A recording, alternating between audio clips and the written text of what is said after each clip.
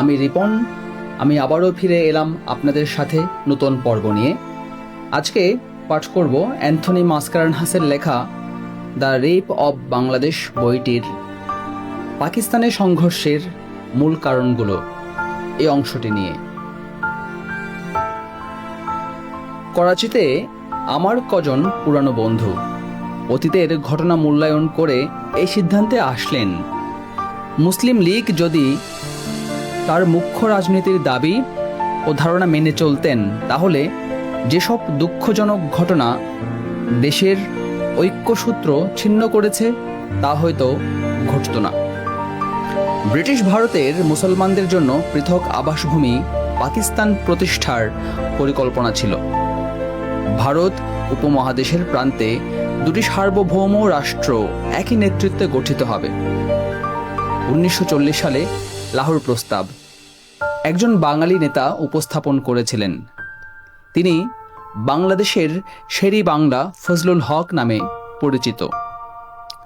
এই প্রস্তাবে বলা হয় যে ভারতের যে সমস্ত অংশে মুসলমান সংখ্যাগরিষ্ঠ, যেমন ভারতের উত্তর পশ্চিমে ও পূর্বাঞ্চলে, এইসব অংশকে একত্রিত করে স্বাধীন রাষ্ট্রের এবং রাষ্ট্রের সেই সব অংশকে সার্বভৌম ও স্বায়ত্তশাসিত রাষ্ট্র হতে হবে। ভৌগোলিক অবস্থা মোকাবেলার জন্যই এই প্রস্তাবনা এক ধরনের শুভবুদ্ধিসম্পন্ন আয়োজন ছিল, কিন্তু মুসলিম লীগের জমিদার ও শিক্ষিত শ্রেণীর সদস্যদের ক্ষমতার আকাঙ্ক্ষা পূরণে তা মনোঃপুত হয়নি। ঐতিহাসিক লাহোর প্রস্তাবের 6 বছর পরে রাষ্ট্রের দ্বিবচন শব্দটি কারণিকের ত্রুটি হিসেবে অবজ্ঞা করে এক বচনে সুবিধাজনকভাবে সংশোধন করা হয়। এ থেকেই অন্তর্দ্বন্দ্বের বীজ বপন করা হলো। মুসলিম লীগ ইতিহাসবেত্তাগণ তাদের ইতিহাসের জটিল সংকটের সরলীকরণে বিরক্তিবোধ করবেন, এটা কিন্তু বাস্তব বিবর্জিত নয়। 1971 সালের 25শে মার্চ পর্যন্ত এই সত্য বিদ্যমান ছিল। পূর্ব বাংলার সংখ্যাগরিষ্ঠ মুসলিম জনগোষ্ঠী পাকিস্তান রাষ্ট্রের দ্বিবচন রূপটির বজায় রাখার মধ্যে মূল প্রস্তাবের সঙ্গে সঙ্গতি রাখতে আপ্রাণ চেষ্টা করেছে। তারা স্বীকার করেছেন এই রাষ্ট্রের দুটি ঢিলেঢালা ফেডারেল ধারণার মধ্যে পাকিস্তানের পরিচয় রক্ষার একমাত্র উপায়। এটাই ছিল শেখ মুজিবুর রহমানের 6 দফা দাবির সার কথা। কিন্তু প্রাথমিক অবস্থায় এ ধরনের মনোভাব ছিল না। পরিবর্তে পূর্ব ও পশ্চিম ভাগের অর্থনৈতিক ও সাংস্কৃতিক অসম বৈশিষ্ট্য সমূহ ও 1000 মাইল ভারত ভূখণ্ড দ্বারা বিচ্ছিন্ন দুটি অংশকে সংযুক্ত রাখার সাংবিধানিক ও অর্থনৈতিক বিধি ব্যবস্থায় ফন্দি আঁটা হয়েছে। রাষ্ট্রীয় ক্ষেত্রে সম অংশীদারিত্ব প্রধান উপাদান হিসেবে দু অংশের ঐক্য বজায় রাখতে পারত, কিন্তু শুরু থেকেই পরস্পর অংশীদারিত্ব ছিল অনুপস্থিত। কিন্তু পশ্চিম পাকিস্তানের নেতা উৎকট গোষ্ঠীকেন্দ্রিক স্বাদেশিকতা এটা গ্রহণ করেনি।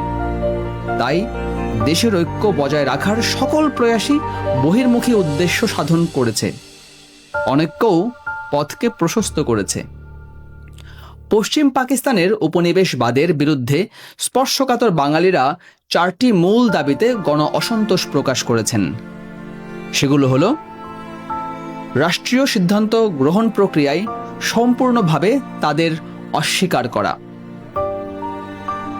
মাতৃভাষাকে রাষ্ট্রভাষা হিসেবে স্বীকৃতি দিতে বহু বছরের অস্বীকৃতি, পশ্চিম পাকিস্তানিদের চোখে বাঙালিদের করুণার দৃষ্টিতে দেখা, এবং অর্থনৈতিক বৈষম্য যা ছিল তা গলা টিপে ধরার শামিল ছিল। আলোচনার 3টি কারণের প্রথম কারণ অংশীদারিত্বহীনতা। পাকিস্তানের প্রথম শাসনতন্ত্র বা সংবিধান প্রণয়নে 8.5 বছর লেগেছিল। পশ্চিম পাকিস্তানি নেতৃবৃন্দ কেন্দ্রীয় আইনসভায় সংখ্যাগরিষ্ঠ প্রভাবশালী বাঙালি নেতৃবৃন্দের সদস্য সংখ্যা কমানোর জন্য নিরলস প্রচেষ্টা চালিয়েছিল। স্বীকার করতে হয় এসব কিছু কতিপয় বাঙালি নেতৃবৃন্দের, বিশেষত প্রধানমন্ত্রীর খাজা নাজিমউদ্দিন এবং মুহাম্মদ আলী বগুড়ার সহায়তায় করা হয়েছিল। কিন্তু 1950 সনে দুর্ভাগ্যজনক ঘটনায় দেখা যায় এই সকল হতভাগ্য বাঙালি নেতৃবৃন্দ তাদের রাজনৈতিক উচ্চাকাঙ্ক্ষা পূরণের জন্য শক্তিশালী পাঞ্জাবি চক্রের হাতিয়ার হিসেবে বন্দী হয়ে পড়েছিল। প্রথম প্রধানমন্ত্রী লিয়াকত আলী খান কেন্দ্রে দ্বিকক্ষ বিশিষ্ট আইনসভার প্রস্তাব করেছিলেন, যাতে পূর্ব ও পশ্চিম পাকিস্তানের সমপ্রতিনিধিত্ব থাকবে। এই সূত্র অনুযায়ী দুই অংশের 200 সদস্য বিশিষ্ট নিম্ন পরিষদ ও 60 সদস্য বিশিষ্ট উচ্চ পরিষদ দেওয়া হয়েছিল। এই প্রস্তাবে পূর্ব বাংলার 56 জনসমষ্টির বাস্তবতাকে অস্বীকার করা হয়েছিল। এ বিষয়ে অকথিত কারণ ছিল, তা হল পূর্ব পাকিস্তানের 1.5 কোটি হিন্দুর উপস্থিতি। হ্যাঁ, এই বিষয়ে অকথিত কারণ ছিল, তা হল পূর্ব পাকিস্তানের 1.5 কোটি হিন্দুর উপস্থিতি। যুক্তি দেখানো হয়েছিল, সংখ্যালঘুদের বাদ দিলে পূর্বাঞ্চলে মুসলিম জনবসতি পশ্চিমাঞ্চলের চেয়ে কম হয়ে যাবে। লিয়াকত আলীর সূত্র পূর্ব বাংলায় কঠোর প্রতিরোধের সম্মুখীন হয়। প্রধানমন্ত্রী লিয়াকত আলী খান রাওয়ালপিন্ডির জনসভায় আততায়ীর হাতে নিহত হওয়ার পর শেষ পর্যন্ত এই প্রস্তাব পরিত্যক্ত হয়।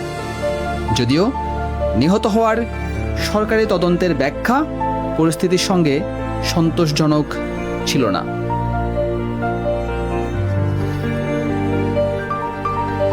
1952 সালে খাজা নাজিমউদ্দিন প্রধানমন্ত্রী পদে আসীন হলেন। তিনি অনুরূপ প্রস্তাব উত্থাপন করেন এবং পূর্ব বাংলার জনগণ অতীতের ন্যায় প্রতিবাদ ও প্রতিরোধে আন্দোলন গড়ে তোলেন। 2 বছর পরে পাঞ্জাবি চক্র যখন নাজিমউদ্দিনকে প্রয়োজন নেই ভাবল, তখন তাকে গদিচ্যুত করল। মুহাম্মদ আলী বগুড়াকে নতুন প্রধানমন্ত্রী করে তৃতীয় সূত্র উত্থাপন করা হলো। আপাত দৃষ্টিতে মনে হচ্ছিল যে মুহাম্মদ আলী বগুড়ার প্রস্তাবে নিম্ন পরিষদে পূর্ব বাংলার আকাঙ্ক্ষিত প্রতিনিধিত্ব স্বীকার করা হয়, কিন্তু উচ্চ পরিষদের ক্ষেত্রে ব্যবস্থা ছিল চরম হতাশাজনক। কেননা পূর্ব বাংলায় সংখ্যালঘুদের প্রতিনিধিত্ব উচ্চ পরিষদে ব্যর্থ হয়। মুহাম্মদ আলী প্রধানমন্ত্রীর পদ থেকে অপসারিত হলে অন্য দুজনের মতো তার আনিত প্রস্তাবটিও অনুরূপ ভাগ্য বরণ করে। অবশেষে পাকিস্তানের 2টি অংশে সমপ্রতিনিধিত্ব ভিত্তিক একটি চুক্তিতে উপনীত হয়। এই চুক্তিতে বলা হয়, পূর্ব ও পশ্চিম পাকিস্তানে সমসংখ্যক প্রতিনিধির 1 কক্ষ বিশিষ্ট আইন পরিষদ থাকবে। এই ব্যবস্থায় পূর্ব বাংলা শাসনতান্ত্রিক ব্যবস্থায় সমপ্রতিনিধিত্ব স্বীকার করে নিতে হয়। যদিও এই সমতা ফর্মুলা 1956 ও 1962 সালে সংবিধানে অন্তর্ভুক্ত হয়, কিন্তু তাতেও বাঙালিদের উদারতার মূল্য দেওয়া হয়নি। প্রশাসনে উচ্চতর পদে বাঙালিদের সংখ্যা শতকরা 36% উপরে অতিক্রম করেনি। এমনকি 1969 সালে প্রেসিডেন্ট ইয়াহিয়া খান 19 জন সচিব পদে মাত্র 3 জন বাঙালি সুযোগ পেয়েছিলেন। সামরিক বিভাগেও বাঙালিদের সংখ্যা ছিল খুবই নগণ্য। 1970 সালে পাকিস্তানের সামরিক বাহিনীতে 1 জন মাত্র লেফটেন্যান্ট জেনারেল ছিলেন। পাকিস্তানের বিমান বাহিনীতে বাঙালিরা সমমর্যাদার পদ পায়নি। এই অসম প্রতিনিধিত্ব অতটা মারাত্মক হতো না যদি না লিয়াকত আলী খান আততায়ীর হাতে নিহত হওয়ার পর থেকে পাঞ্জাবি নিয়ন্ত্রিত আমলা সামরিক চক্র দ্বারা পাকিস্তান শাসিত না হতো। সমসাময়িক রাজনৈতিক কর্মীরা এই বিষয়ে বহুবার উল্লেখ করেছেন। লোক দেখানো গণতন্ত্রের অন্তরালে অধিষ্ঠিত কয়েকজন বেসামরিক আমলা চক্র, সেনাবাহিনীর মদতপুষ্ট সরকারি কর্মচারী থেকে রূপান্তরিত রাজনীতিবিদ এবং অবশেষে ক্ষমতা লোভী সরকারি কর্মচারী নিজেরাই গত 2 দশক ধরে পাকিস্তানের নীতি নির্ধারণের সকল ক্ষমতা ভোগ করে আসছে। নয়াদিল্লির জওহরলাল নেহেরু বিশ্ববিদ্যালয় পাকিস্তান স্টাডিজ বিভাগের অ্যাসোসিয়েট প্রফেসর মোহাম্মদ আয়ুব কার্নিভন ভরিস একটি স্টাডি থেকে উদ্ধৃতি করে দেখিয়েছেন যে 1948 থেকে 1958 সাল পর্যন্ত দেশে লোক দেখানো একটি সংসদীয় সরকার ছিল। তখনও জাতীয় পরিষদের বৈঠকে বসেছে মাত্র 338 দিন, অর্থাৎ গড়ে বছরের 30 দিন। উক্ত সময়ের মধ্যে আইন পরিষদ মাত্র 160টি আইন প্রণয়ন করেছেন। অন্যপক্ষে গভর্নর জেনারেল প্রেসিডেন্ট অধ্যাদেশমূলে মোট 376টি আইন জারি করেন। এই সমস্ত ঘটনাই বাঙালিদের অসন্তোষের ন্যায্যতা প্রমাণ করে। এটা প্রেসিডেন্ট ইয়াহিয়া খানের কৃতিত্ব বলা চলে যে তিনি প্রথম অবস্থায় এ ধরনের ত্রুটিগুলো সংশোধন করার চেষ্টা করেছিলেন।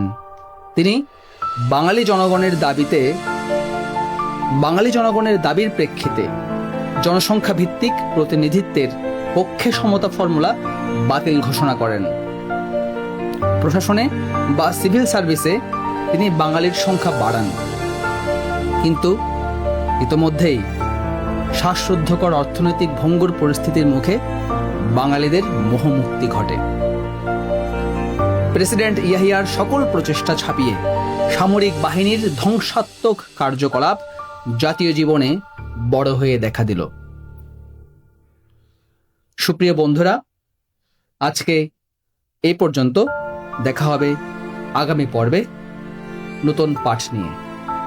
এতক্ষণ সাথে থাকার জন্য সবাইকে ধন্যবাদ।